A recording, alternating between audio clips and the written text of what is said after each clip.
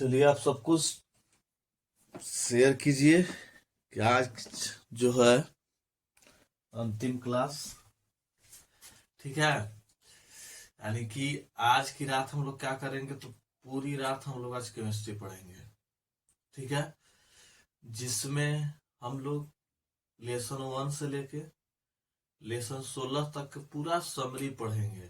ठीक है, क्या पूछेगा क्वेश्चन, पूरा समरी, उसके साथ जो जो क्वेश्चन पूछेगा उस क्वेश्चन पढ़ेंगे, टॉपिक बताएंगे जो आपको देख कर जाना है ना। और दावा करते हैं केमिस्ट्री में 90+ तो आ ही जाएगा।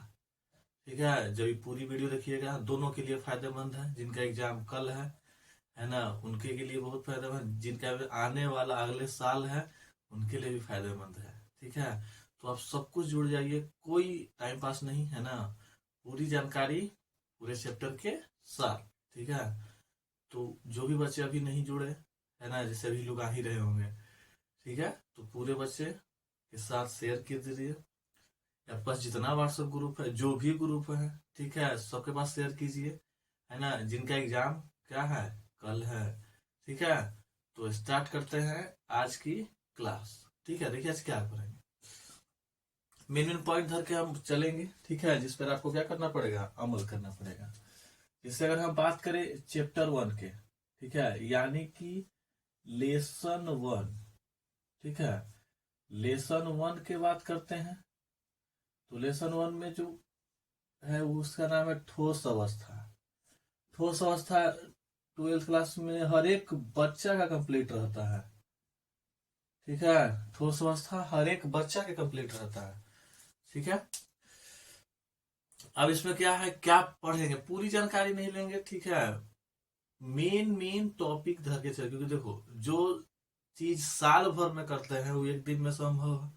हम बोले हैं ना कि हम लोग बिहार के वासी हैं, जो लोग साल भर में नहीं करता हमने एक साल में पलट देते हैं। तो आज चलते हैं उसी पर अमल करते हैं अपने बिहार पर। देखिए, सबसे पहले इसमें जो हमने के पढ़ना था ठोस था, थोड़ा सा परिचय के साथ चलेंगे, है ना, और बात तो अपना जलवा ही है। तो ठोस में बतावल था कि पदार्थ की वह अवस्था जिसका आकार और आयतन दोनों निश्चित हो। ठीक है, तो जो इसका आकार होता है और इसका जो आयतन होता है, तो आकार और जो आयतन होता है वो क्या होता है हमने के, तो निश्चित होता है। ठीक है, तो उससे हमने क्या बोलेंगे, ठोस बोलेंगे। ठीक है, ठोस की यदि वर्गीकरण के बात करें, है ना, तो ठोस को 2 भागों में बांटा गया है। ठीक है, क्या भाग बांटा गया है, 2 भाग। दिखाई दे रहा है ना सरफ, देख लेते हैं थोड़ा सा, क्योंकि आप जान ही रहे हो हमारी दिक्कत क्या है, और लाइनवा आज इसी से हो रहा है ना। अजय हो मुनि के फेर में लग रहा है। देखिए, तो इस प्रकार से है। तो ठोस में जो पहला ठोस है उसको बोलते हैं हम लोग क्रिस्टलीय ठोस। क्रिस्टलीय ठोस, है ना, या इसी के नाम है रवादार ठोस। रवादार ठोस। दूसरा जो हमने के ठोस है उनका नाम है अक्रिस्टलीय ठोस। अक्रिस्टलीय ठोस, या इसी के नाम है बेरवादार ठोस। ठीक है, ये दोनों में हम सीधे अंतर चल देंगे ताकि हमें दोनों की जानकारी मिल जाए। जो क्रिस्टलीय ठोस होता है उसके अवयवी कणों का निश्चित ज्यामितीय आकार होता है। एग्जाम्पल इसी कोची के खंड के लास्ट में कर देंगे ताकि आपको परिभाषा भी मिल जाए और आपको अंतर भी मिल जाए। ठीक है, तो पहला जो होता है बोलेंगे ना कि इसमें जो अवयवी कण है, तो अवयवी कणों का निश्चित ज्यामितीय आकार होता है। किसमें, तो क्रिस्टलीय ठोस में, है ना। इसमें क्या होगा, तो इसमें जो अवयवी कण है उसका अनिश्चित ज्यामितीय आकार होता है। जो बच्चे पढ़े हुए हैं ऑफलाइन, हम सब नोट्स लेके बैठे रहिए। ठीक है, फेयर लेके बस खाली चैप्टर वाइज जो क्वेश्चन यहाँ चल रहा है आप वहां पढ़ लीजिए, तब हो जाएगा। ठीक है, देखा दूसरा जो है गलनांक और जो क्वथनांक यानी कि एमटी और क्या हो जाएगा, बीपी जो होता है भी फिक्स हो जाएगा, यानी कि भी क्या हो जाएगा हमने के निश्चित हो जाएगा। ठीक है, और इसका यानी कि एमपी और बीपी जो है ये भी क्या हो जाएगा इसका अनिश्चित हो जाएगा। क्या हो जाएगा, अनिश्चित हो जाएगा, है ना।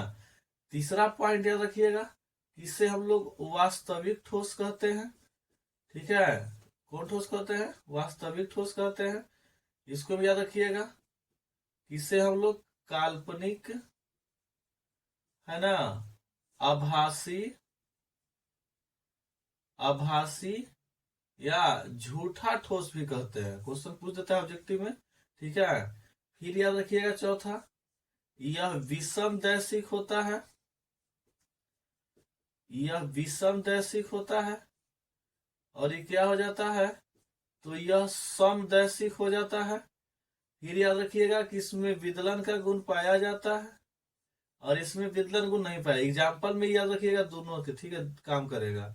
जैसे हीरा हो गया, ग्रेफाइट हो गया, है ना, NaCl हो गया। एकर में याद रखिएगा कांच हो गया, रबर हो गया और प्लास्टिक हो गया। ये सब याद रखिए, नीचे दिखाई दे रहा है ना। तो कांच, रबर, प्लास्टिक, हीरा, ग्रेफाइट और सोडियम क्लोराइड, चलिए एकदम दिखाई दे रहा है झक्कास, इतने बोलवे बार दे रहा है, आज लाइटो परेशान कर रहा है। ठीक है, तो यह जो घटना है क्रिस्टलीय और अक्रिस्टलीय हो गया। ठीक है, अब जो इस टॉपिक्स में हमने के पढ़ना है आगे। ठीक है, आगे क्या है, तो क्रिस्टलीय ठोस के प्रकार है, यहां से ऑब्जेक्टिव पूछता है। ठीक है, तो क्रिस्टलीय ठोस के प्रकार देखिए, क्रिस्टलीय ठोस में पहला जो ठोस था वो हमने क्या होता है आणविक ठोस।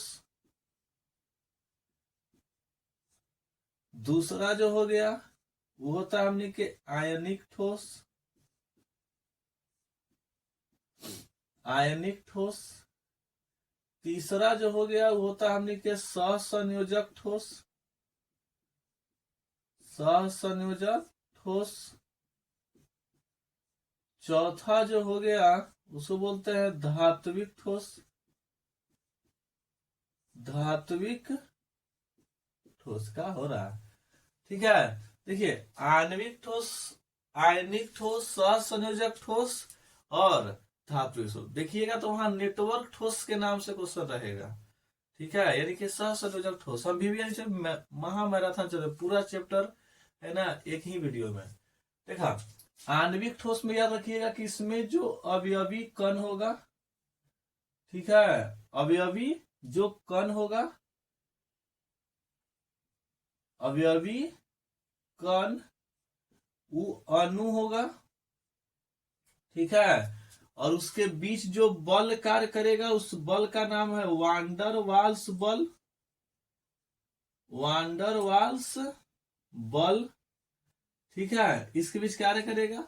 एग्जाम्पल याद रखिएगा, जैसे बर्फ हो गया, I2 हो गया। ठीक है, यानी क्या बोलेंगे कि वह ठोस जिसके अवयवी कण अणु हो तथा उनके बीच जो लगने वाला बल हो वांडर वाल्स बल हो। ठीक है, तो उस बल को हम लोग क्या बोलेंगे, सॉरी, उस जिसके बीच बल लगेगा उस ठोस को हम कौन ठोस बोलेंगे, तो आणविक ठोस बोलेंगे, जैसे बर्फ और I2 हो गया। चलिए अब बात करते हैं हम लोग आयनिक ठोस के। तो इसमें जो अवयवी कण होगा वो आयन होगा। ठीक है, उसके बीच जो बल कार्य करेगा, बल कार्य करेगा वैद्युत संयोजी बल, वैद्युत संयोजी बल, है ना। जैसे अगर बात करेंगे तो NaCl हो गया, KCl हो गया। ठीक है, यह सब जो है यह सब आयनिक ठोस है। और आयनिक ठोस में पॉजिटिव और निगेटिव होता है।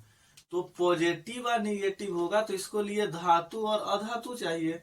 तो जेकरा में धातु रहेगा और अधातु रहेगा तो उस समझिए ना कि मेरा कौन ठोस है, आयनिक ठोस है। कौन ठोस है, आयनिक ठोस है। बात समझ में आया? ठीक है। कौन?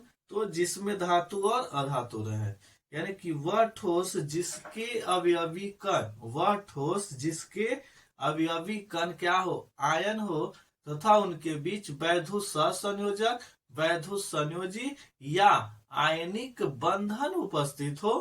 ठीक है। तो उस ठोस को हम लोग क्या बोलेंगे, तो आयनिक ठोस बोलेंगे। यहाँ से नेटवर्क से क्वेश्चन पूछता है, ठीक है, इसलिए मेहनत कर रहे हैं हम लोग। देखो सबसे पहला पॉइंट जो सहसंयोजक ठोस है, ठीक है, इसको हम लोग नेटवर्क ठोस बोलते हैं। क्या बोलते हैं? नेटवर्क ठोस बोलते हैं। ठीक है। इसमें जो अवयवी कण होगा वो परमाणु होगा, लेकिन परमाणु में वो अधातु होगा। क्या होगा? अधातु होगा ना। और उसके बीच जो बल कार्य करेगा, उस बल के नाम है सहसंयोजक। कौन बंधन है? तो बंधन के नाम है सहसंयोजक। ठीक है। एक एग्जाम्पल ये रखिएगा, हीरा और ग्रेफाइट। हीरा और ग्रेफाइट, देखिए क्वेश्चन पूछता है कि हीरा और ग्रेफाइट है, तो हीरा और जो ग्रेफाइट है वो हमने कोची है, तो नेटवर्क ठोस दे देगा ऑप्शन में। या क्वेश्चन पूछेगा नेटवर्क ठोस क्या है, उदाहरण के साथ समझाइए। तो नेटवर्क ठोस क्या है, उदाहरण के साथ समझाइए। ये कर मतलब कहा चला कि नेटवर्क ठोस किसे कहते हैं, तो बोलेंगे ना कि वह ठोस जिसके परमाणु, जिसके अवयवी कण परमाणु कोष्ठ में अधातु हो तथा उनके बीच सहसंयोजक बंधन कार्य करता हो, तो उसे हम क्या बोलेंगे, नेटवर्क ठोस बोलेंगे। जैसे आप देख ही रहे, हीरा और ग्रेफाइट। धातु तो क्वेश्चन पूछता नहीं है, ठीक है, लेकिन याद रखिए इसमें जो अवयवी कण होगा परमाणु में रहेगा, है ना, लेकिन परमाणु में वो धातु रहेगा, और इसके बीच जो बंधन कार्य करेगा उस बंधन का नाम है धातुई बंधन। ठीक है। जैसे एग्जाम्पल की बात करें, Fe दे दो, एल्युमिनियम दे दो, इस ATC, इससे क्वेश्चन नहीं पूछेगा, ध्यान दीजिएगा। आगे जो हमने का टॉपिक है वह एकक कोष्टिका। एकक कोष्टिका, ठीक है। तो एकक कोष्टिका को चार भागों में बांटा जाता है। एक होता है सरल घनीय, सरल घनीय एकक कोष्टिका, है ना, सरल घनीय एकक कोष्टिका, इसे हम बोलते हैं SCC, simple cubic unit cell. सबके परिभाषा के साथ लगना ही चल देंगे ताकि दिक्कत ना हो। देखो एकक कोशिका कहते क्या है, तो कहता है किसी क्रिस्टल के लघुत्तर इकाई, परिभाषा एकदम लिखा हुआ आप खाली देखते जाइए। ठीक है। तो किसी क्रिस्टल के लघुत्तर इकाई को एकक कोशिका कहा जाता है। इसे चार भागों में बांटा गया। पहला जो हमने क्या है वो है सरल घनीय एकक कोशिका। ठीक है। इसमें हम तीनों मान लीजिए लिख देंगे, है ना, निकाले की जरूरत आगे नहीं है। देखिए इसमें जो कहता है कि जो अवयवी कण है, ठीक है, वो अवयवी कण प्रत्येक कोनों पर रहेगा। यानी कि हम लोग जानते हैं कि घन होता है, इस तरह से घन घन आप पढ़े होंगे आप लोग। तो इसमें जो कोना होता है, ठीक है, तो कोना पर अवयवी कण जैसे इस तरह से हो गया, है ना, यह हो गया। तो यह जो दिखाई दे रहा है, इसे घेर दे रहा है, थोड़ा सा ज्यादा दिखाई देगा आपको कैमरा में, है ना। तो यह जो हो गया, ये हो गया हमने। इसमें जो जेड का मान होता है, जेड का मान 1 होता है। मतलब क्या होता है ना कि एक कोना पर कितना कण है। तो SCC में या कोई भी हो, SCC, FCC, BCC, ECC, जो भी हो, हमने BCC तक ही पढ़ेंगे। ठीक है। तो उसमें जो हमने के अवयवी कण कोना पर होता है, तो एक ही कोना पर होता है। ठीक है। ये बात को हमने के समझना है। देखा, फिर एकरा में ए का जो मान आता है वो 2r आता है। अगर हम r निकालना चाहे तो a/2 आ जाएगा। ठीक है। ये फॉर्मूला याद रखना, बाकी आपके फेयर में या नोट्स बुक्स में निकाल दिया गया है। ठीक है। समय के अभाव है, इसके चलते क्या कर थोड़ा सा जल्दी निकाल रहे हैं। ठीक है। देखिए दूसरा जो हमने के है वो है फलक केंद्रित, फलक केंद्रित एकक कोष्टिका, फलक केंद्रित एकक कोष्टिका। ठीक है। देखा फलक केंद्रित एका कोशिका यानी कि वह एका कोशिका जिसमें अवयवी कण, देखो बोलो है कोई बात नहीं। देखिए इसमें जो अवयवी कण है वो प्रत्येक कोनों के साथ साथ, यानी कि कोना पर तो रहबे करेगा, ठीक है, प्रत्येक कोनों के साथ साथ प्रत्येक फलक पर उपस्थित हो, ठीक है, 6 गो फलक होगा ना, हो ऊपर नीचे दाएं बाएं आगे पीछे, ठीक है। तो वह एक कोशिका जिसमें अवयवी कण प्रत्येक कोनों के साथ साथ प्रत्येक फलक पर उपस्थित हो, उसे फलक केंद्रित एक कोशिका कहते हैं। इसमें जो याद रखिएगा, जो जेड का मान होता है वो 4 होता है ना। फॉर्मूला ए बराबर क्या होता है, 2 × √2 r होता है, ठीक है। ये सब हमने के याद रखे पड़ेगा, है ना। तीसरा इधर लिपटा देते हैं। तीसरा जो हमने के है पिंड केंद्रित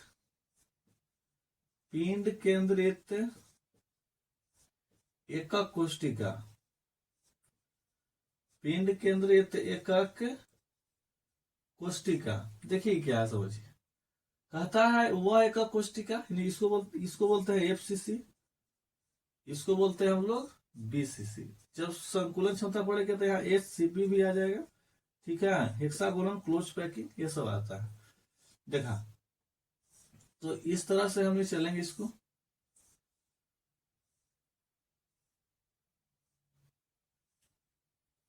हो गया। इसमें जो अवयवी कण है कहाँ कहाँ रहेगा, तब प्रत्येक कोना पर तो सब में रहेगा,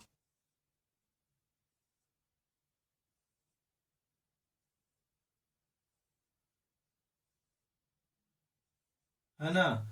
तो प्रत्येक कोनों के साथ साथ क्या होगा, तो एक केंद्र पर उपस्थित होगा। इसमें जो ए का मान होता है 2 हो जाता है, ये का 2 कर रहे, जेड के जेड मान होना हो, देखो एकरा में जो जेड के मान होता है वो 2 होता है। ये फॉर्मूला होता है 4r/√3, है ना। जब एकरा में एक और चीज निकाले तो हिजे पड़ी, अगर हम संकुलन क्षमता पढ़ेंगे, ठीक है, याद करना पड़ेगा, ठीक है, संकुलन क्षमता, क्योंकि निकालना वहां तो रहता नहीं है, ठीक है, इसे ध्यान रखिएगा।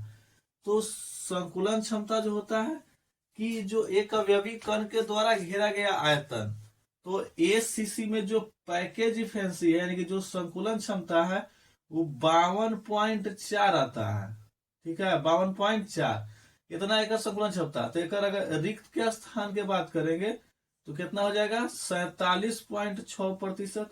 याद रखिएगा एक और बात, कोई ऑप्शन में 52.4 2 देता है, 4 देगा, कोई ऑप्शन में 52.2 या 4 नहीं देता है, वो गायब कर देता है, ठीक है, सिर्फ 52 देगा, तो आपको 52 मार देना है। अगर हम इसके बात करें तो एक पैकेज इफिशिएंसी की बात करें तो एक आता है 74%। अब 74 भर रहा था, कितना खाली है हो, तो 74 भर रहा था, 26% क्या है, खाली है। किसका हो गया, एकरे में सब निकाल देते हैं ना। और एक जो बात करेंगे पैकेज इफिशिएंसी, ठीक है, तो इसका होता है 68%, 68% होता है। अगर इसका हम रिक्त स्थान यानी कि वॉइड बोलेंगे तो कितना हो जाएगा आपको, तो 68×2=70, यानी कि 32%, ठीक है। 3 टॉपिक इसी में निकाल दिए हम, इसको फिर से चलो देखो। ऑब्जेक्टिव क्वेश्चन पूछता है, ध्यान रखिएगा, ठीक है। यहाँ क्वेश्चन पूछता है सरल घड़ी का कोशिका की संकुलन क्षमता क्या है, तो 52.4 बोले हैं, कहीं कहीं 52.4 नहीं देगा, सिर्फ 52 देता है, तो आप इसको ध्यान रखिएगा, ठीक है। आगे चले। अब आगे जो है इस टॉपिक्स में कुछ निकालेंगे हम लोग इतना दूर में, ठीक है, क्योंकि समय बहुत कमी है। इससे निविड़ संकुलन होता है, ठीक है। तो निविड़ संकुलन क्या है कि एक कण जो है जब चारों ओर से घेरा रहे और बाद जो रिक्त स्थान बचेगा, ठीक है, वही क्या होता है हमने के, तो निविड़ संकुलन होता है। इसमें हमने के जो पूछे वाला चीज है वो है CN, ठीक है, इसको बोलते हैं कोऑर्डिनेशन नंबर, हिंदी बोलते हैं उप सहसंयोजन संख्या, उप सहसंयोजक संख्या, ठीक है। बात करेंगे तो ये 3 प्रकार के होता है, एक होता है एक विमीय, एक विमीय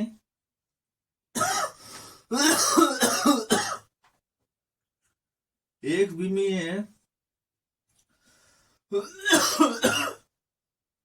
निविड़ संकुलन, यानी कि वह संकुलन जो का हो जिसमें अवयवी कण एक ही दिशा में का हो, व्यवस्थित हो। जैसे ई वाला है, जितना के छुएगा उतना आंसर, तो CN का मान कितना चलाएगा, 2 आ जाएगा। इधर दिखाई दे रहा है ना, दिखाई देगा तो 2 खींच देंगे एकरे में, ठीक है। चलिए, हाँ ये है, बात समझ में आ रहा है। तो ई हो गया CN का मान, यानी कि एक जो अवयवी कण है वो जितने अवयवी कण को छुएगा, जितने टच करेगा। जैसे आप कबड्डी खेलते हैं ना, तो कबड्डी के दूसरे कोर्ट में गए और वहां से छू के आ गया, तब बोलते नहीं नहीं हमारा 4 गो छू लोग है, ठीक है, या 3 गो छू लोग है, 2 गो छू लोग है। तो आज जो आप छुए उतने ना मरेगा, ठीक है, मरेगा उस नहीं, ठीक है।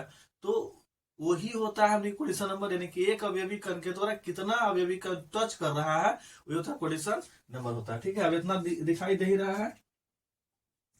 दूसरा होता है हमने के द्विविमीय, ठीक है, द्विविमीय निविड़ संकुलन। इसमें क्या होता है कि इसे 2 भाग बांटा जाता है, एगो CCP वर्ग विमीय निविड़ संकुलन है ना, चाहे इसको SCP भी बोलते हैं, दोनों लिख देते हैं। और एक होता है SCP षष्ठ कोणीय निविड़ संकुलन हेक्सागोनल क्लोज पैकिंग। इसमें जो अवयवी कण है, ठीक है, तो एक दूसरे के ठीक क्या रहेगा, सामने व्यवस्थित रहेगा। तो इसमें जो अवयवी कण है, एक अवयवी कण जो है ना, वो 4 गो के टच करेगा, तो एक CN कितना आ गया, 4 आ गया। और SCP के जो बात करेंगे, वो एक दूसरे के नीचे, जिस तरह से मिठाई होता है ना, उस तरफ से क्या रहेगा, इसको व्यवस्थित किया जाता है, ठीक है। तो इसे जो हम लोग बोलेंगे, ठीक, तो इसे क्या बोलेंगे हम लोग, SCP। और इसका जब निकाले क्वेश्चन नंबर कितना आ जाएगा, 6। उसमें जो अवयवी कण है, यही याद रखना है हमने के, ठीक है। इस CCP और क्या हो गया, SCP, ठीक है। तो 4 गुना 8 हो जाएगा, क्योंकि 4 फेस आगे का होता है, 4 फेस क्या हो जाएगा, पीछे का हो जाएगा, ठीक है। आप स्क्रीनशॉट ले सकते हैं ना, तो बाकी तो आपके पास फेयर है, ये है, ठीक है। फेयर को क्या कीजिए, रिमाइंड कीजिए जल्दी। चलिए आगे चलते हैं। अब एक बुढ़ो में पढ़ लीजिए, एक और पढ़ते हैं। देखा, तो जो अभी पढ़े हमने, वह ZA संकुलन क्षमता सब एक में निकाल दिए हैं, कोई दिक्कत नहीं होना चाहिए, ठीक है। कुछ बात पॉइंट में याद रखिएगा। देखा, जैसे अगर ऑब्जेक्टिव पूछता है कि मूल क्रिस्टल तंत्र है ना की संख्या, तो मूल क्रिस्टल तंत्र की संख्या याद रखना है, ठीक है, कितना है, 7 है, बाकी ऑब्जेक्टिव में हो जाएगा, ठीक है। देखिए आगे, फिर याद रखना है द्रेवोजालक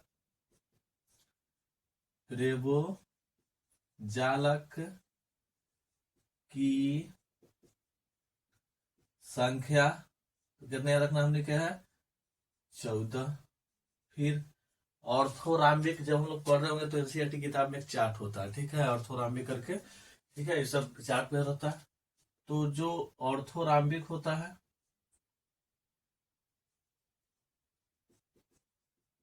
ठीक है, ऑर्थोराम्बिक में जो संख्या होता है कितना होता है, 4, अधिकतर एक में पाया जाता है। ये 3 पॉइंट याद रखिएगा। अब जो टॉपिक आगे चलते हैं हम लोग, जो ठोस, देखिए ठोस अवस्था कोई बड़ा टॉपिक नहीं, लेकिन क्वेश्चन बहुत ज्यादा पूछता है, ठीक है। आपको 3 से 4 नंबर आपको देखने को मिल जाएगा, तो कहे ना छोड़े, कोशिश करेंगे आज की क्लास में पूरी क्लास कराया जाए, ठीक है। देखिए, तो ठोसों में दोष जिसे बोलते हैं क्रिस्टल दोष, क्रिस्टल दोष, क्रिस्टल दोष होता क्या है कि जब जालक बिंदु, ठीक है, जब जालक बिंदु, ठीक है, की व्यवस्था में अनियमितता या विचलन उत्पन्न हो, ठीक है, अनियमितता क्या हो, विचलन उत्पन्न हो।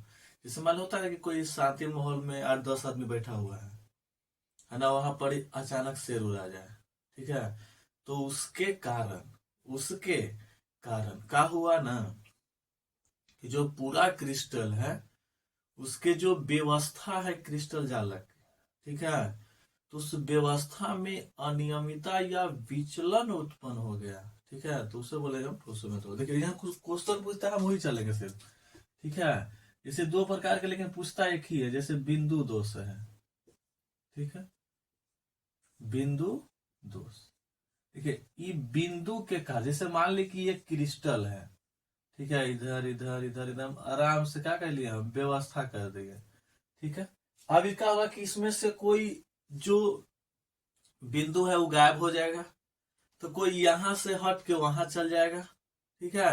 तो यही होता है अनियमितता। क्या होता है? अनियमितता, है ना। अब विचलन क्या होता है कि हम जहां पर बैठल थे और जैसे ही कोई आया हम स्थान छोड़ के कहीं और चले गए, माने बैठल उसी कैंपस में लेकिन उससे बाहर बैठे हुए हैं, ठीक है। यह एक फंडा है जो आपको ध्यान देना है। तो बिंदु दोष पूछता है आपके जो नोट्स बुक में पढ़ाया गया हुआ। बाकी यहाँ से सब दोष की बात नहीं करेंगे, हम शॉर्टकी और फ्रेंकल दोष की बात करेंगे, ठीक है ना, क्योंकि वो दोनों पूछता है। देखिए आगे हमने के कौन दोष है, आगे हमने के है शॉर्टकी दोष, ठीक है। शॉर्टकी दोष में क्या होता है, तो इसमें धन आयन, है ना, और ऋण आयन दोनों लिख पड़ेगा, या लिखा जाता, ठीक है। तो इसमें धन आयन और ऋण आयन, ठीक है, अपने स्थान से, अपने स्थान से विलुप्त हो जाता है। विलुप्त का मतलब होता है गायब हो जाता है। बाकी आपके नोट्स बुक में लिखाया गया, आप नोट्स बुक लेके बैठे रहिए, ठीक है, जिससे क्या होगा, आपको आपके पढ़ने में सुविधा होगा, ठीक है, क्योंकि यही रात अंतिम, यही रात भारी, ठीक है। देखा, अगर जैसे एग्जाम्पल जैसे मान लीजिए KGCL हो गया सब, ठीक है, देखा, जैसे मान लीजिए हम NaCl डाल दिए, ठीक है। तो शॉर्ट की दोष में जानते हैं ना कि वह दोष जिसमें धन आयन और ऋण आयन अपने स्थान को छोड़कर विलुप्त हो जाते हैं, ठीक है। धन आयन और ऋण आयन जो है वो अपने स्थान को छोड़कर, ठीक है, अभी रुका हो जाएगा, विलुप्त हो जाएगा, ठीक है। तो वह जो घटना होता है उसे हम क्या बोलते थे, शॉर्टकी दोष। एक में सबसे पहला पॉइंट याद रखिएगा कि इसमें जो इसका जो घनत्व होता है, कहा गया शॉर्टकी दोष, तो शॉर्टकी दोष का जो घनत्व होता है वो याद रखिएगा घटता है, ठीक है। यहां से आपको ऑब्जेक्टिव पूछता है, क्या पूछता है, ऑब्जेक्टिव पूछता है। ये बात को क्या रखना, आपको ध्यान रखना है, ठीक है, कि वह दोष जिसमें क्रिस्टल का घनत्व का हो जाए, घटता है, ठीक है, तो उसे कौन दोष कहेंगे हमने, शॉर्टकी दोष। बात समझ में आया कि नहीं? लेसन इस चल लेंगे, फिर यही लेसन का ऑब्जेक्टिव चल देंगे, फिर लेसन 2 में चलेंगे, फिर उससे पढ़ेंगे, फिर उसका चल देंगे ऑब्जेक्टिव, ठीक है। आपका रहे, निश्चिंत रहे। चलिए आगे देखते हैं, ठीक है। अब अगला जो हमने के दोष है, जैसे दूसरा हम लोग कहते हैं, ठीक है, तो दूसरा दोष के कुछ नाम हमने के है, तब फ्रेंकल दोष है, ठीक है। कौन दोष है, फ्रेंकल दोष, ठीक है। फ्रेंकल दोष में क्या है, तो इसमें धन आयन, है ना, जिसका धन आयन ऐसे बोलते हैं, केटायन भी बोलते हैं। तो जो धन आयन है वो अपने स्थान को छोड़कर और अंतराकाशी स्थान में चला जाएगा। मतलब क्या हुआ ना कि अपन स्थान जहां बैठल था, जैसे मान ली कि एक रूम है, रूम में हम कुर्सी पर बैठे हुए हैं, ठीक है, हमारे सीनियर आ गए, तो हम उठ के चौकी पर बैठ गए, लेकिन आपने बैठी कुर्सी पर, तो क्या हम वो घर से बाहर चले गए? नहीं। या कब होगा, जब हम बैठल रहे, वो आया तो निकल जाए, तो कहे रे भागित का है, आप बैठ बैठ, ठीक है, तो वो नहीं बात कर रहे हैं, यानी कि वहां से कुर्सी पर के हट के हम कहा चले गए, चौकी पर चले गए, ठीक है। तो एक मतलब ये नहीं हुआ कि हम इस घर से बाहर चले गए, नहीं गए, ठीक है। तो इस बात को क्या रखना, हमने के ध्यान रखना है, ठीक है। तो फ्रेंकल दोष जो हमने के है, यानी कि इसमें जो धनायन है वो अपने स्थान में क्या हो जाता है, तो प्रकार से धनायन भी और ऋणायन भी होता है, यानी या कोई किताब धनायन देगा तो क्या दिक्कत है, दोनों बता दिए, ठीक है। तो धनायन क्या करेगा, अपने स्थान को छोड़कर अंतराकाशीय स्थान में प्रवेश कर जाएगा, ठीक है। तो उससे जो उत्पन्न दोष होगा उसे हम क्या बोलते हैं, जिससे याद रखना है AgBr। एक और बात याद रखना है कि जो सिल्वर बोरोमाइड होता है, यहाँ सब्जेक्टिव पूछता है, ठीक है। तो सिल्वर जो ब्रोमाइड होता है यानी कि AgBr, एकरा में दोनों दोष पाया जाता है। इसमें आपको शॉर्टकी दोष, ठीक है, फिर आपको कौन दोष होता है, द फ्रेंकल दोष, ठीक है। दो टॉपिक और बचा हुआ है, उसी को क्या करते हैं, इसी में हम नहीं खत्म करते हैं। देखा, इससे ठोसों में चुंबकीय गुण है, ज्यादा चलेंगे 3 को चलेंगे, है ना। 5 से क्या जरूरत है, जब एग्जाम्पल वही से पूछेगा था। ठोसों में चुंबकीय गुण, देखिए एक बात बताते हैं, चुंबकीय गुण क्या है। तो लगभग पदार्थ में चुंबकीय गुण होता है, ये बात को समझना हमने क्या है, जिसका किसके कारण उत्पन्न होता है, तो वह सख्त है इलेक्ट्रॉन। क्या है, इलेक्ट्रॉन। यदि फिजिक्स पढ़े होंगे आप, ठीक है, तो आवेश पढ़ना था आपको, ठीक है। आवेश क्या होता है कि जब आवेश स्थिर रहता है, ठीक है, तो जब आवेश स्थिर रहता है तो उसमें सिर्फ और सिर्फ विद्युत क्षेत्र उत्पन्न होता है। क्या उत्पन्न होता है, विद्युत क्षेत्र, याद रखिएगा, ठीक है। यदि आवेश जो है गति करे, ठीक है, तो आवेश जब गति करेगा तो उसमें चुंबकीय क्षेत्र और विद्युत क्षेत्र दोनों उत्पन्न होता है। कब, जब गति करेगा तब। तो जाहिर सी बात है कि इलेक्ट्रॉन है तो वो अपन जो वृत्तीय कक्षा में क्या करते रहेगा, चक्कर लगाते रहेगा। तो जब इलेक्ट्रॉन गति करेगा तो इलेक्ट्रॉन जो है आवेश है ना, है ना। पर जब दो वस्तुओं को रगड़ते हैं तो इलेक्ट्रॉन के स्थानांतरण के फलस्वरूप आवेश की उत्पत्ति होती है। तो जब आवेश गति कर रहा है, आवेश क्या कर रहा है, गति कर रहा है ना। तो जब आवेश आपका गति करेगा तो उस क्षेत्र में चुंबकीय क्षेत्र भी उत्पन्न होगा और विद्युत क्षेत्र भी उत्पन्न होगा, ठीक है। ये बात को ध्यान रखिएगा। इसमें हम 3 को पढ़ेंगे, ठीक है। एक होता है अनुचुंबकीय,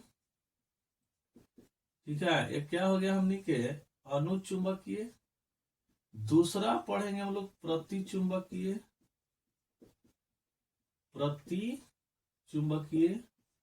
और तीसरा पढ़ेंगे हमने लौ चुंबकीय। बाकी प्रति लौ चुंबकीय, फेरी लौ चुंबकीय भी होता है, ठीक है। लेकिन रेगुलर की बात है, ये हम लोग वन डे मंथन पढ़ रहे हैं। देखिए अनुचुंबकीय में आप एग्जाम्पल लिया, जैसे कोबाल्ट हो गया, निकेल हो गया, है ना, स्केडियम हो गया, ये सब जो है इस सब में आ जाएगा। तो यह जो होता है इसमें क्या पाया जाता है, तो इसमें अयुग्मित इलेक्ट्रॉन,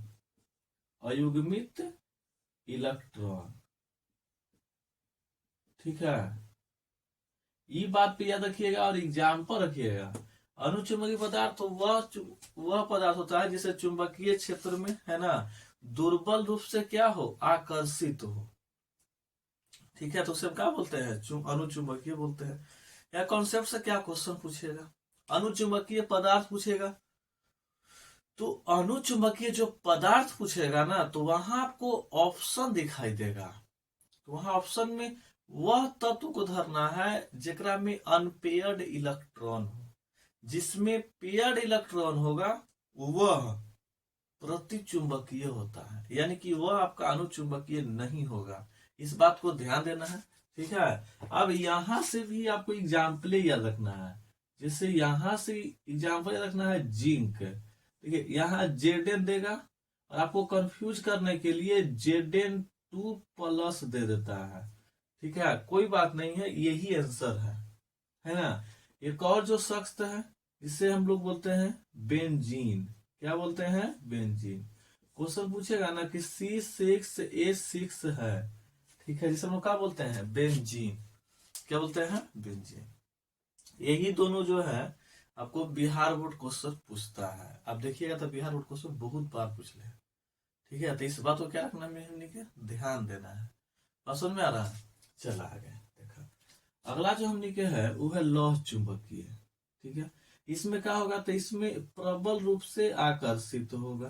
क्या होगा, प्रबल रूप से आकर्षित होगा। ठीक है, जैसे लोहा हो गया। ठीक है, तो लोहा चुंबक में इसमें Fe2O3 सब वो आएगा, लेकिन वह फेरी लौह चुंबकीय होता है, यानी कि लौह चुंबकीय होता है।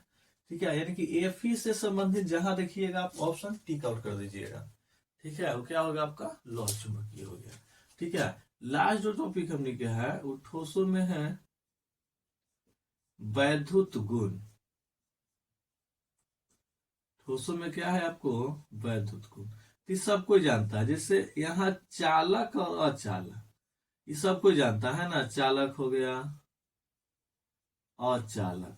चालक कहते हैं कि वह पदार्थ जिससे क्या हो, विद्युत धारा आसानी से प्रवाहित होता हो, जिससे कोई रुकावट नहीं हो। जिससे हमने के चांदी हो गया। चांदी याद रखिएगा कि विद्युत का सबसे अच्छा सुचालक होता है। ठीक है, फिर याद रखिएगा कॉपर हो गया। ठीक है, फिर याद रखिएगा हम लोग को एल्युमिनियम हो गया।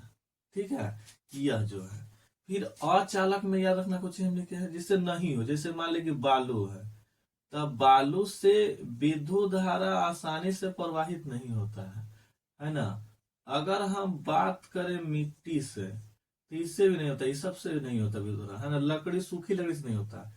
तीसरा जो हम लिखे है ना वो अर्धचालक है। इजे से क्वेश्चन पूछेगा हम लिखे है ना, अर्ध चालक। तो अर्धचालक यानी कि जिसमें चालकता का जो गुण है वो चालक और अचालक दोनों का पाया जाता है। ठीक है, तो उसे हम क्या बोलेंगे, अर्धचालक बोलेंगे। बस समझ में आया। ठीक है, जिसमें इसे बांटा जाता है। ठीक है, एक होता है एन प्रकार के अर्धचालक, एक होता है पी प्रकार के अर्धचालक। देखिए अर्धचालक कौन कौन है, जैसे आपको जर्मेनियम, सिलिकॉन है ना, ये सब होता है। ये कहाँ के तत्व है, तो वर्ग 14 के हैं।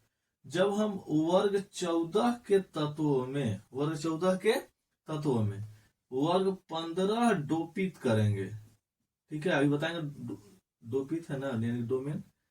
तो डोपित करेंगे, उसके फल स्वरूप जो बनेगा उसी का नाम है एन प्रकार का अर्धचालक। पी प्रकार का अर्धचालक क्या होगा, जिसमें हम वर्ग 13 के तत्वों का करेंगे, हम डोपित करेंगे। ठीक है, तो उससे जो बनेगा उससे क्या हो जाएगा, हमने के पी प्रकार का अर्धचालक। देखा डोमेन होता क्या है, सो समझ जाइए पॉइंट से।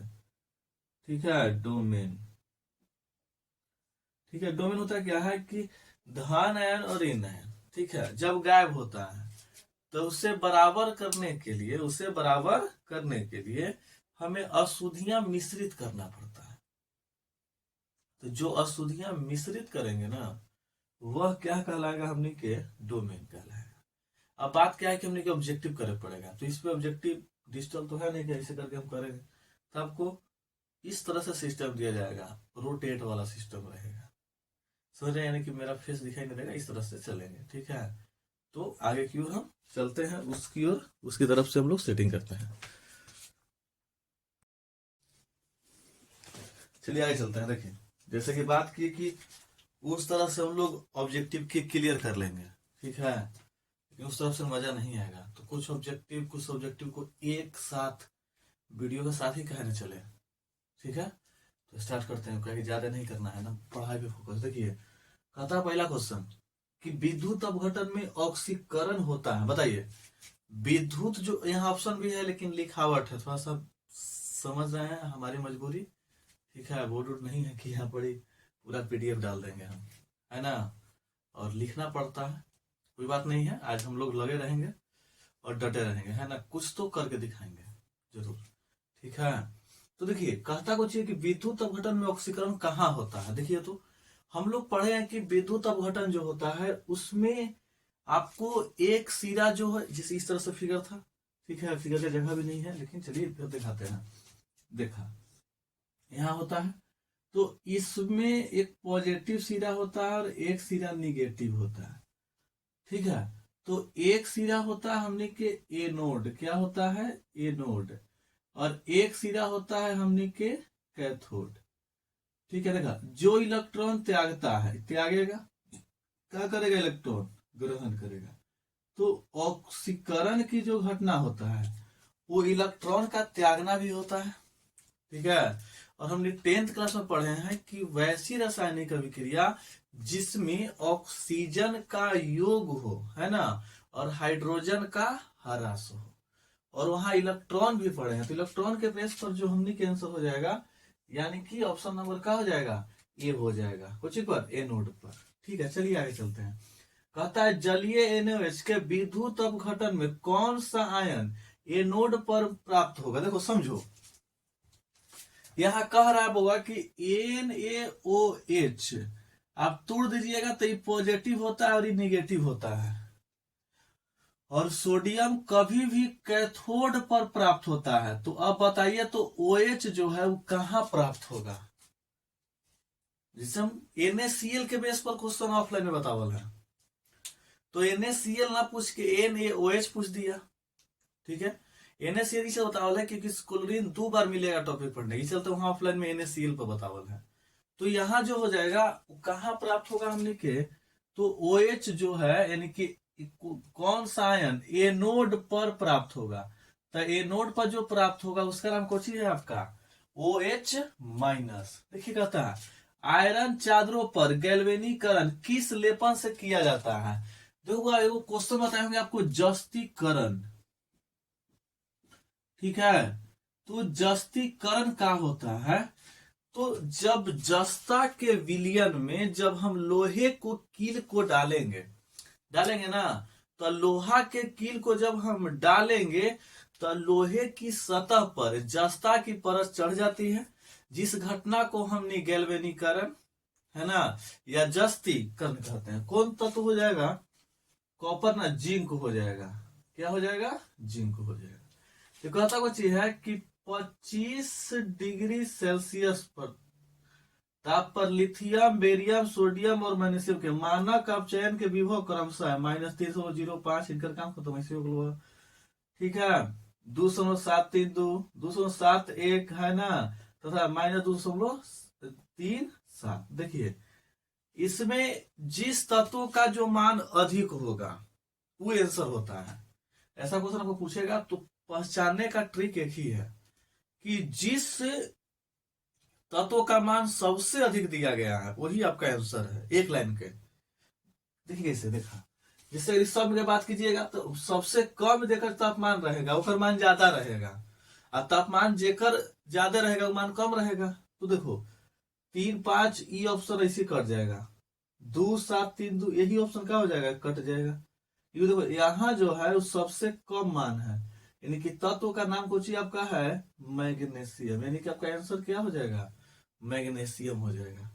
तो कहता कुछ है 1 डिग्री अमीन, 2 डिग्री अमीन तथा 3 डिग्री अमीन है, विभेदी करने कैसे करेंगे, यानी कौन विधि द्वारा, ठीक है।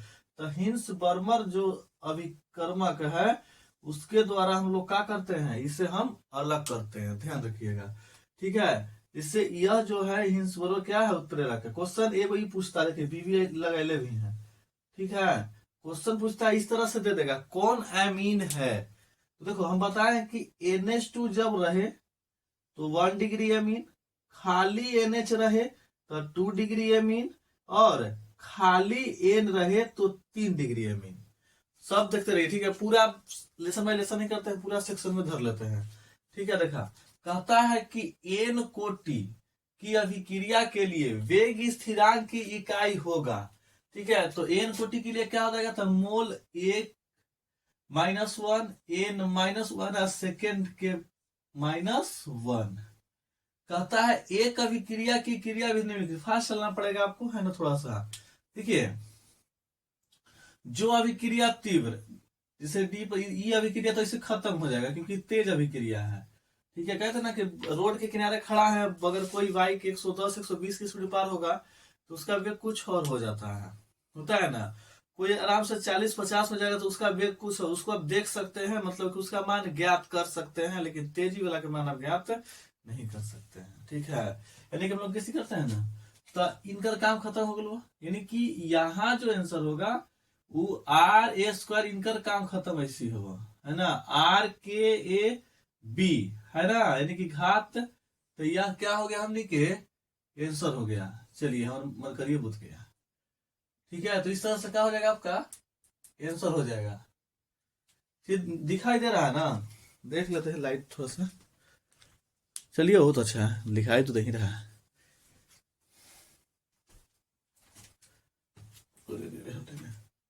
चलिए आगे आते हैं। कहता है dx बटा dt के जो घात a है, देखो a हम बोले ना कि अगर अभिक्रिया की कोटि से क्वेश्चन पूछेगा तो घात देखिएगा, घात पर ही आपका आंसर है। ठीक है, देखिए तो यहां जो इसका घात है 0 है, यानी क्या हो जाएगा आपका b हो जाएगा। लगता है लाइट कमजोर है थोड़ा सा ना, परछाई मार दे रहा है। चलिए कोई बात नहीं, देखते हैं उसके बाद क्या है। देखिए कहता है निम्न में से कौन सा जो कथन है उस संक्रमण धातु के लिए सदैव नहीं है, वह रंगीन बनाता ही है, उनके सभी के ऊपर होंगे। यही ऑप्शन क्या हमने किया सही है, मतलब है ना, ये भी परिवर्तनशील यही होता है, यानी कि जो ऑप्शन सही हमारे ई वाला है, बी ऑप्शन, उनके सभी यौगिक क्या होते हैं तो प्रतिचुंबकीय नहीं हो सकते हैं, क्योंकि एकरा में अनपेयर्ड इलेक्ट्रॉन पाया जाता है। और प्रतिचुंबकीय कौन होता है, जेकरा में पेयर्ड इलेक्ट्रॉन पाया जाएगा, यानी कि जेकरा में युग्मित इलेक्ट्रॉन पाया जाएगा वो होगा प्रतिचुंबकीय, और जेकरा में नहीं पाया जाएगा क्या होता है अनुचुंबकीय। ठीक है, चलिए आगे कहता है रंगीन लवण कौन आता है, तो ये ऑप्शन याद रखिएगा संक्रमण धातु, संक्रमण धातु। अब देखो कुछ परिवर्तित करने की अभिक्रिया, जिससे जो आपका इस Cl से बेंजीन की परिवर्तित किया जाएगा। देखा जब ये जो क्लोरोबेंजीन जब सोडियम हाइड्रोक्साइड से अभिक्रिया तो क्या बना देगा आपको फिनॉल बना देगा। जब यही अभिक्रिया जो है जो वुड्स फिटिंग अभिक्रिया के नाम से जाना जाएगा, ठीक है, तो उससे जो बनेगा इस CH3 उसका नाम कुछ है टॉल्यूवीन है। ठीक है, ये क्या आपका है तो DDT अभिकर्मक, क्या बनेगा आपका DDT अभिकर्मक बनेगा, जो यहाँ ऑप्शन है ना। जब Cl और बेंजीन को अभिक्रिया NH3 से करा देगा तो जो बनेगा उसका नाम कुछ आपका है तो एनिलीन है ना। समझ गया, स्क्रीनशॉट लेते रहिए ना, तो कोई दिक्कत नहीं स्क्रीनशॉट के है, आप खाली देखते रहिए। चलिए आगे चलते हैं। देखिए बोर्ड पर ऑब्जेक्टिव लिखने में बहुत समय लग जा रहा है ना, सब्जेक्टिव चलते हैं और ऑब्जेक्टिव वही वाला करेंगे, स्क्रॉलिंग वाला करेंगे। ठीक है, जिसमें चेहरा दिखाई तो नहीं देगा, लेकिन कोई बात नहीं है, हम लोग करेंगे। ठीक है, तो फिलहाल कहता कहता है कि जो अभी हम लोग DDT बनाए है ना, कुछ विधि से बनाया जाता है, तो उस विधि का नाम है क्लोरल विधि। कौन विधि है उस विधि का नाम, तो उस विधि का नाम आपका है क्लोरल विधि। ठीक है, यानी कि इस विधि से हम लोग क्या बना देंगे DDT। कहता है कि जो क्लोरोफॉर्म है, जो क्लोरोफॉर्म है ओकरा से आपको कम से कम 2 से 3 क्वेश्चन पूछ देगा। ठीक है, क्वेश्चन पूछता है कि कौन सा हाइलाइट है, तो हाइलाइट देखो Cl3 है, तो Cl3 मतलब कि ट्राई हाइलाइट, और उसी का व्युत्पन्न है यह। ठीक है, पहला पॉइंट याद रखिएगा। फिर यहां कहता है कि निश्चेतक के रूप में किसका प्रयोग करेंगे, तो निश्चेतक के रूप में क्लोरोफॉर्म का प्रयोग किया जाता है।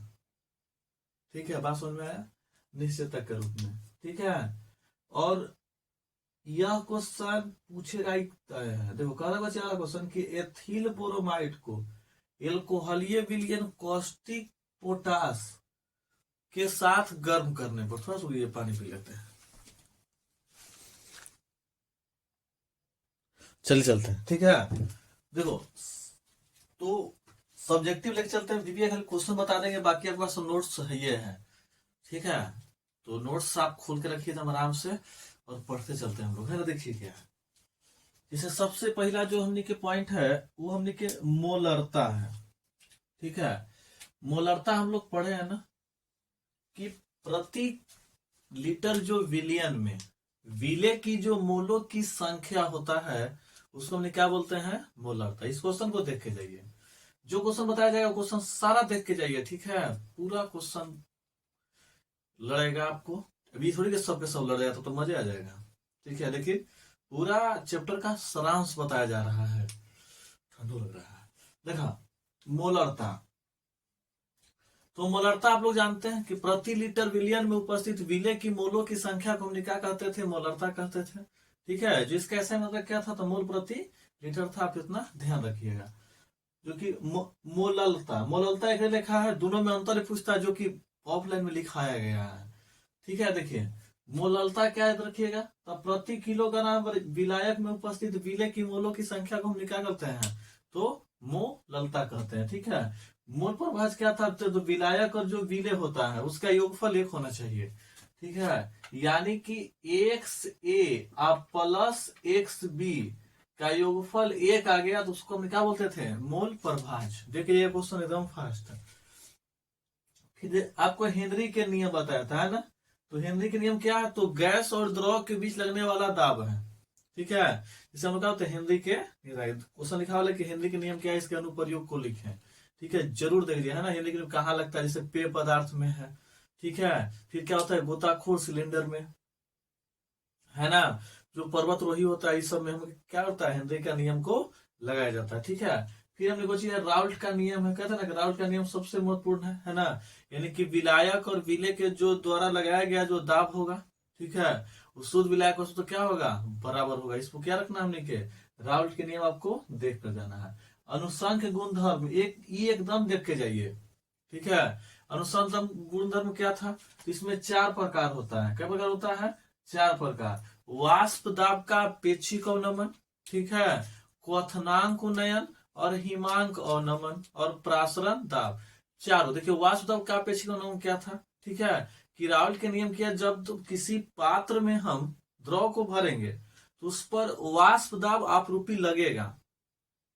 ठीक है, तो जब किसी शुद्ध विलायक में, ठीक है, जब किसी शुद्ध विलायक में, है ना, अवाष्पशील विलेय को मिलाया जाता है तो उसके वाष्प दाब में कमी आती है। और यह जो घटना था, इस घटना को हमने क्या कहते थे, तो वाष्प दाब का अपेक्षिक अवनमन कहते थे। बाकी पूरी जानकारी दी गई है, आप ध्यान रखिएगा। ठीक है, क्योंकि पूरा सेक्शन करना है एक दिन में, तो थोड़ा सा फास्ट चलेंगे आपसे। ठीक है, दूसरा क्या था, तो बता था क्वथनांक उन्नयन, यानी कि फिर वही बतिया, लेकिन क्या है कि अवरी जो है वो क्वथनांक में वृद्धि होगा, क्वथनांक में क्या होगा, वृद्धि होगा। ठीक है, तो वह जो घटना हो गया ना, उसको हमने क्या कहते थे, क्वथनांक उन्नयन। हिमांक उन्नयन, फिर उसमें कमी आ जाएगा, है ना। जो प्रासरण दाब था, तो उससे 2-3 क्वेश्चन लिखने का। जो प्रासरण दाब है, तो जब किसी पे विलियन में हम बाह्य दाब लगाते हैं तो प्रासरण की क्रिया रुक जाती है। प्रासरण की क्रिया क्या होती है, ये समझिए।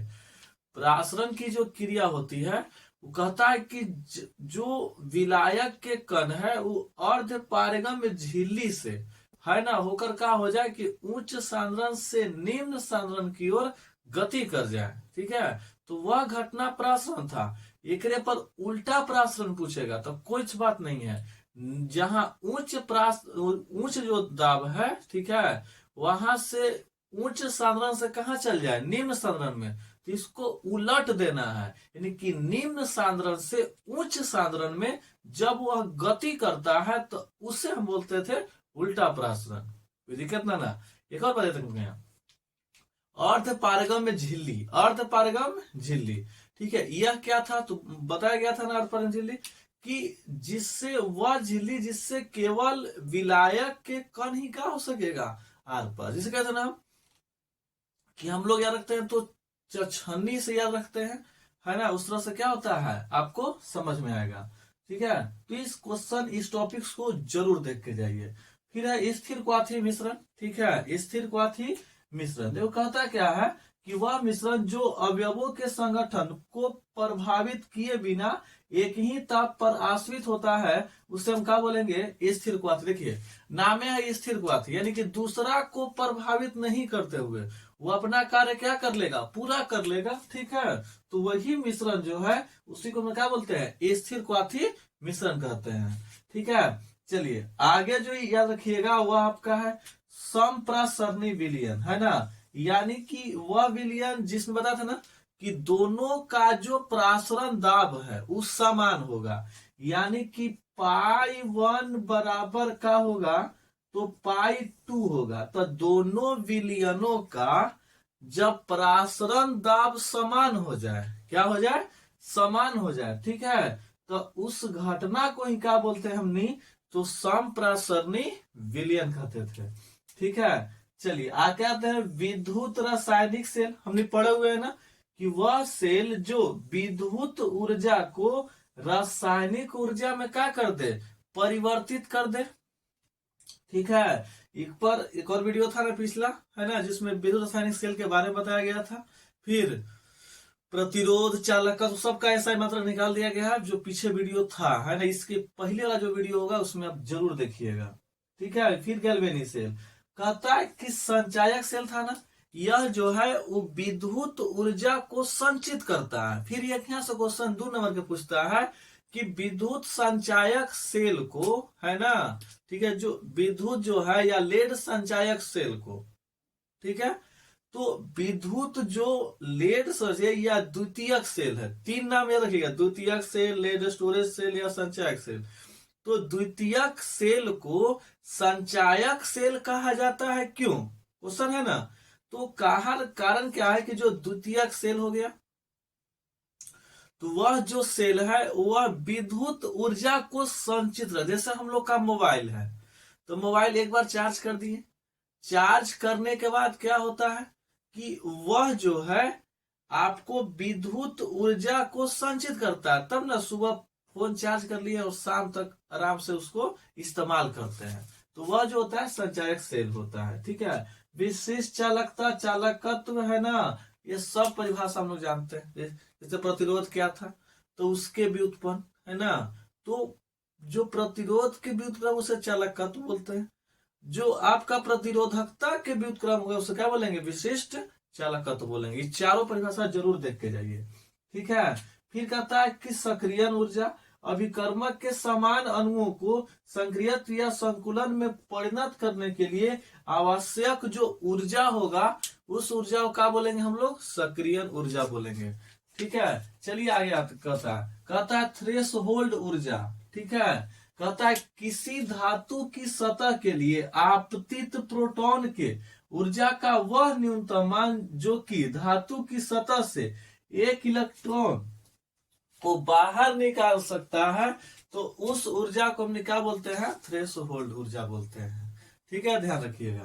कहता है टिंडल प्रभाव हम पढ़े हैं ना, कि जब किसी कोलाइडी विलयन में प्रकाश को गुजरा जाता है, तो प्रकाश जो है कोलाइडी कण से टकराकर इधर उधर क्या होता है, तो फैलने लगता है, तो फैलने की जो इस घटना है, तो इस घटना को ही बोलते थे हमने टिंडल प्रभाव। फिर क्या था आपका, ब्राउनी गति था। तो ब्राउनी गति क्या था कि जो कोलाइडी विलयन में जो कण होता है वो जिग जैग स्थिति में रहता है।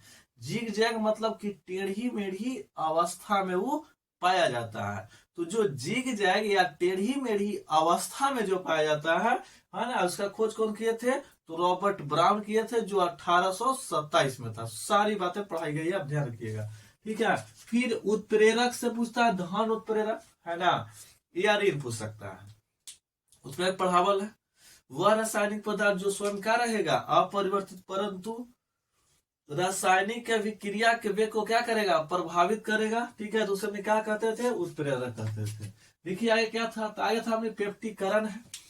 किसी अवक्षेप को वैद्युत अपघट्य की थोड़ी सी मात्रा की उपस्थिति में परिक्षेपण माध्यम के साथ हिलाकर कोलाइडी सॉल्व में परिवर्तित करने वाला जो विधि है, उस विधि का ही नाम कौन सी आपका है, तो पेप्टिकरण है। अगला जो हमने टॉपिक है वो अपोहन। क्या है अपोहन, कहता है कि जो ग्राहम ने, यानी कि ग्राहम नामक जो वैज्ञानिक है, कोलाइडी पदार्थ के तो क्रिस्टल लाभ पदार्थों से पृथक करने के लिए एक उपकरण बनाया। यानी कि जो अपोहन जो है वो एक विधि है। ठीक है, एक क्या है, उपकरण है। ठीक है, बात समझ में आ रहा।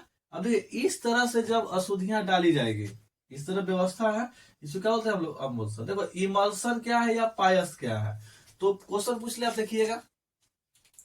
तो पायस बताए थे ना कि वह है जिसमें परिक्षेपण माध्यम और परिक्षिप्त प्रवस्था, है ना, दोनों का रहेगा, द्रव रहेगा। यह 2 प्रकार के होता है।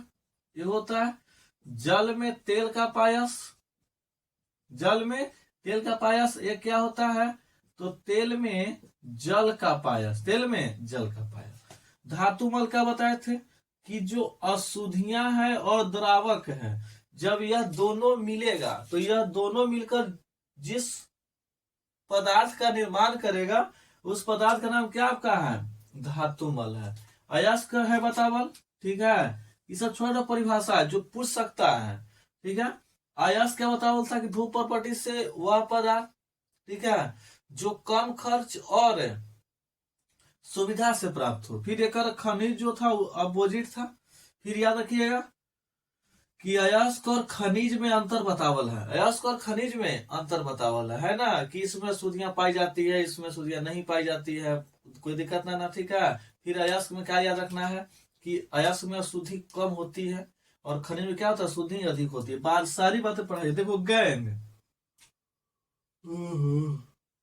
देखिए गैंग, गैंग क्या है, तो अयस्क में उपस्थित शुद्धियों को क्या बोलते हैं हम लोग, गैंग बोलते हैं। कहता है जारन या भर्जन सब पढ़ावल है, नियस्तापन और गाल। जानता है ना कि जब कोई सांद्रित जो अयस्क है वो ऑक्सीजन की उपस्थिति में है ना, उसके गलनांक से कम ताप पर जब गर्म करेंगे तो जारन होता था, तो ऑक्सीजन की उपस्थिति में होगा, और ये क्या होगा, ऑक्सीजन के अनुपस्थिति में। गालक क्या था पढ़ावल है ना, कि गालक क्या है, तो गालक जो है वह अयस्क से अशुद्धि निकालने के लिए कोई बाह्य पदार्थ का हम क्या करेंगे, प्रयोग करेंगे, तो उस प्रयोग को क्या बोलते थे हम लोग, गालक बोलते थे, ठीक है। मौंड विधि पढ़ावल है, ठीक है, कि मौंड विधि में सबसे अमुक कौन किस धातु का शुद्धिकरण होता है, तो निकेल धातु है, याद रखिएगा, ठीक है। फिर क्या था, फिर उत्प्लावन विधि, इसमें क्या था, तो सल्फाइड अयस्क, कौन अयस्क था, सल्फाइड अयस्क, यानी कि सल्फाइड अयस्क का साधारण किस विधि से किया जाता है, तो फेन उत्प्लावन विधि में किया जाता है ना। और इस विधि में क्या है, सो याद रखिए हम लोग, ठीक है, कि इस विधि में एक विकर लिया जाता है, विकर में अयस्क के महीन चूर्ण, ठीक है, जल और पाइन के तेल को मिलाकर क्या करते हैं हम लोग, प्रभावित करते हैं, ठीक है। तो जो मिश्रण उसमें झाग उत्पन्न होता है और उसे अलग क्या करते हैं, निकाल लेते हैं नली की सहायता से, जिसमें अशुद्धियां क्या होती है, नीचे तल में बैठ जाती है, ठीक है। फिर क्या था हमने, तो उप सहसंयोजक यौगिक और द्विक्लव, जो कि पढ़ावल है, आप याद रखिएगा, ठीक है। इसमें क्या था, तो एक जो है केंद्रीय परमाणु रहेगा और चारों ओर क्या रहेगा, लिगेंड्स। फिर इस दोनों में अंतर भी आपको लिखावल है हूबहू, आप जरूर देख के जाइए, ठीक है। फिर क्या आपका है, दंतुर है, यानी कि लिगेंड्स है, ठीक है। लिगेंड्स भी क्वेश्चन पूछता है, अभी बने इन्हीं थोड़ी थोड़ी होगी, स्क्रीन शॉट ले सकते हैं, है ना, क्योंकि अब आगे चलेंगे हम लोग।